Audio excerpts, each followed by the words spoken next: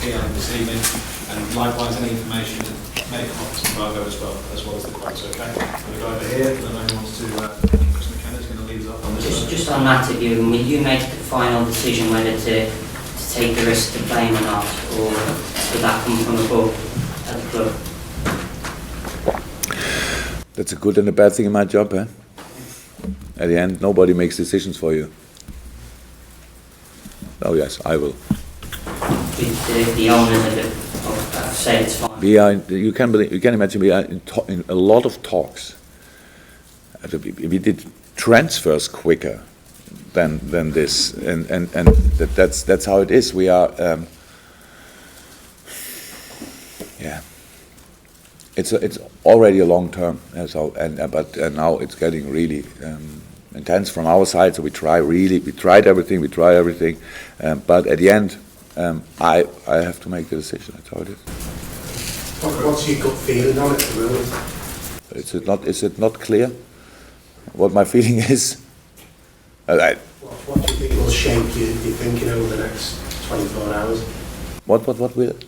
What do you think will shape your thinking over the next 24 hours as to which way? New informations, if there are any. So we will see.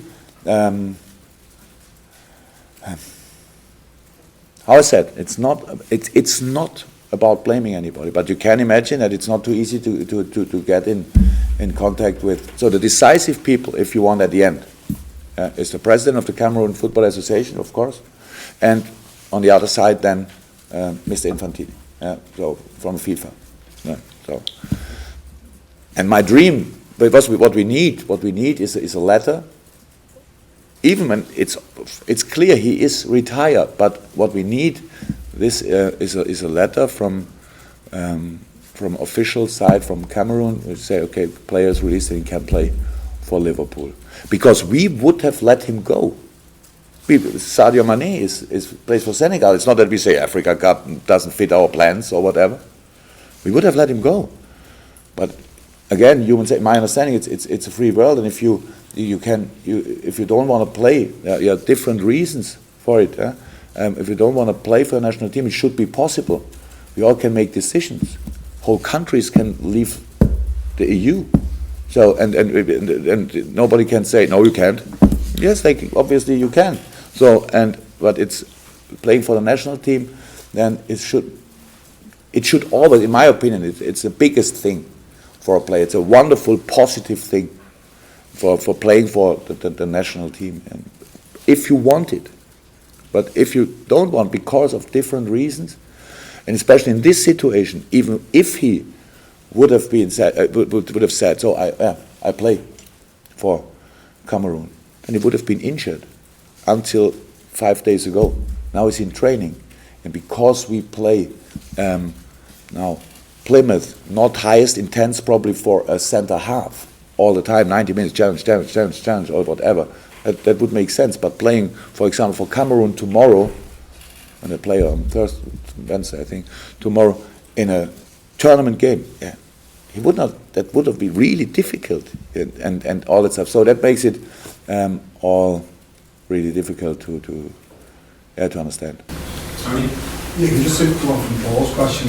Normally when you pick a team, you speak to physiotherapists, your coaching staff, all the players, and you will come to the decision who plays. Will you have to speak to people in the club legal team tomorrow, for example, to find out what the position is? Yeah, of course. Yeah, that's of course.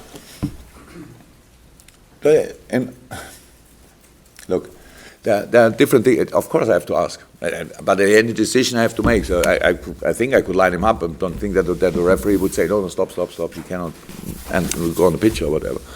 No, but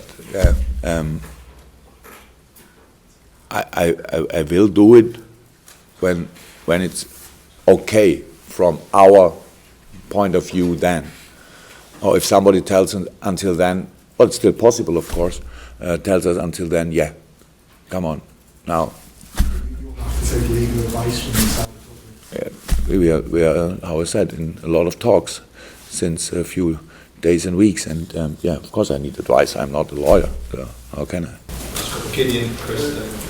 Jurgen, what's your understanding of the possible sanction if you do play?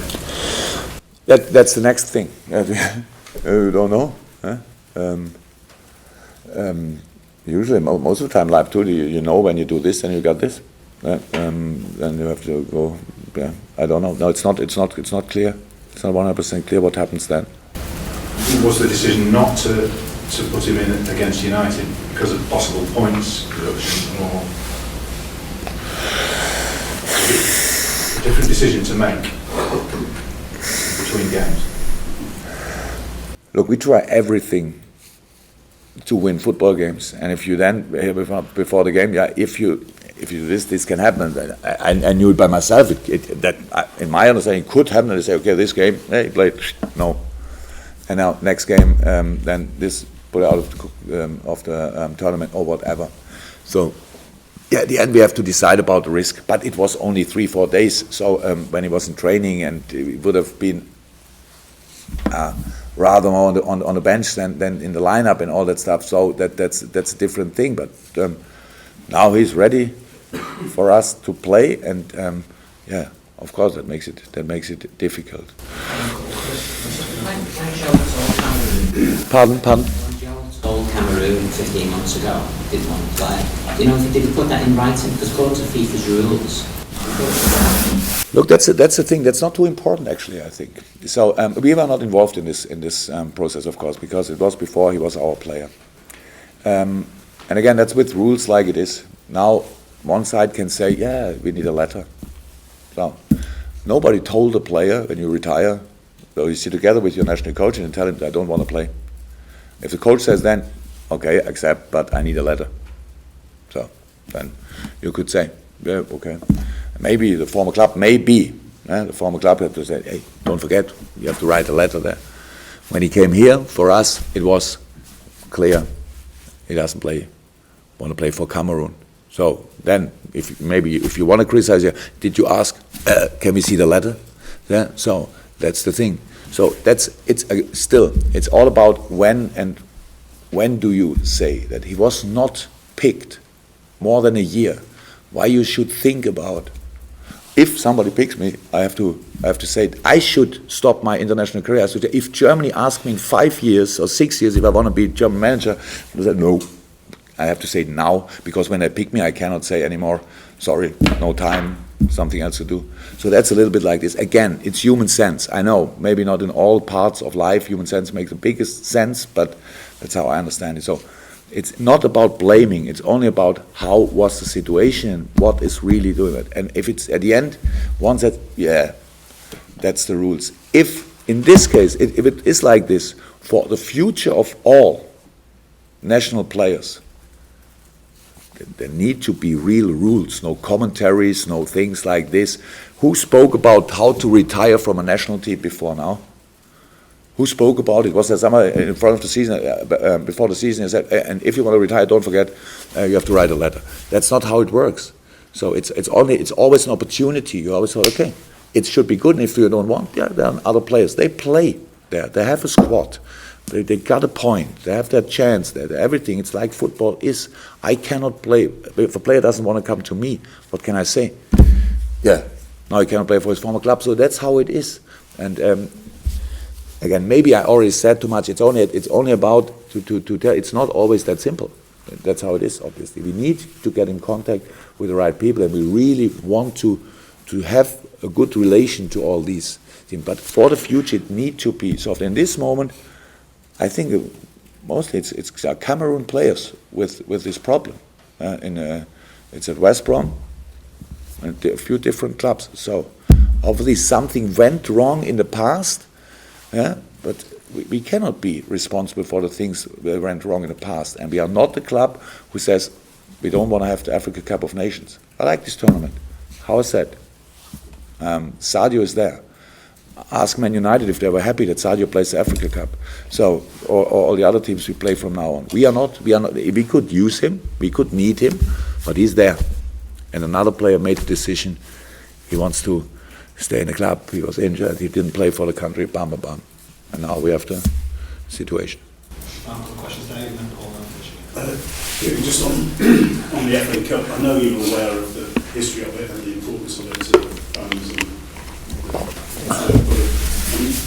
take it you are also aware of like when big teams lose to small clubs, especially if they play weaker sides. To be honest, I know.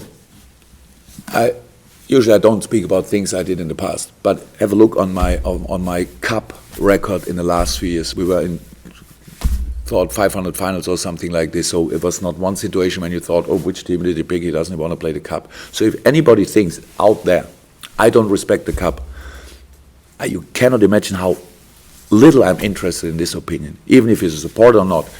I only think I'm responsible for this team. And we have to play a lot of tournaments. And if I think a player is ready for the next game, he plays. If I think he's not ready, he will not play. And if anybody thinks I don't respect the cup, I cannot change. I cannot change. I love this cup. I love playing in cup competition. Everything is fine. So, but if people want to think this, I cannot change. Final question.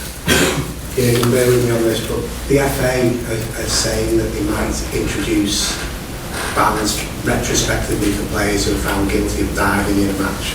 Is that something you would be in favour of? Once again, please.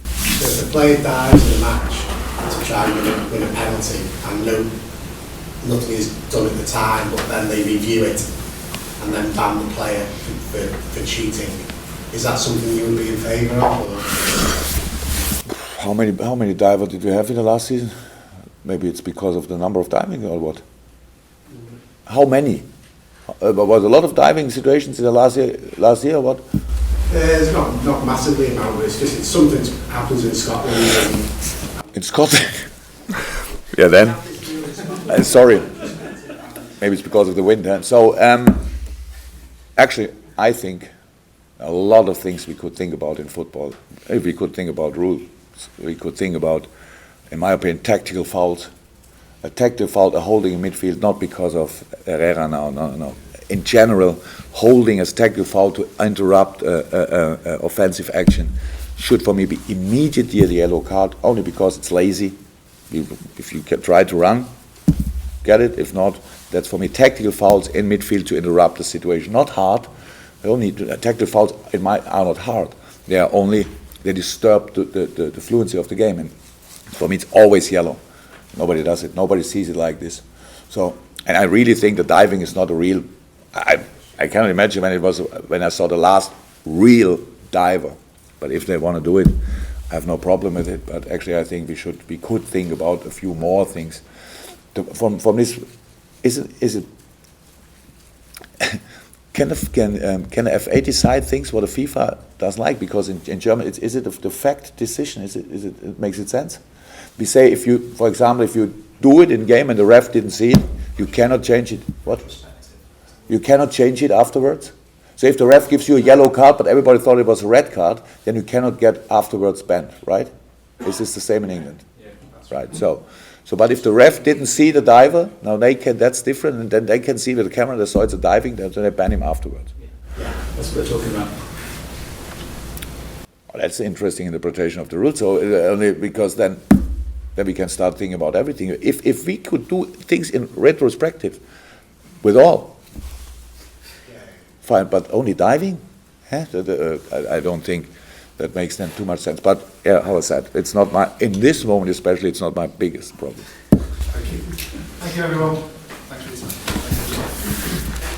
Thank you.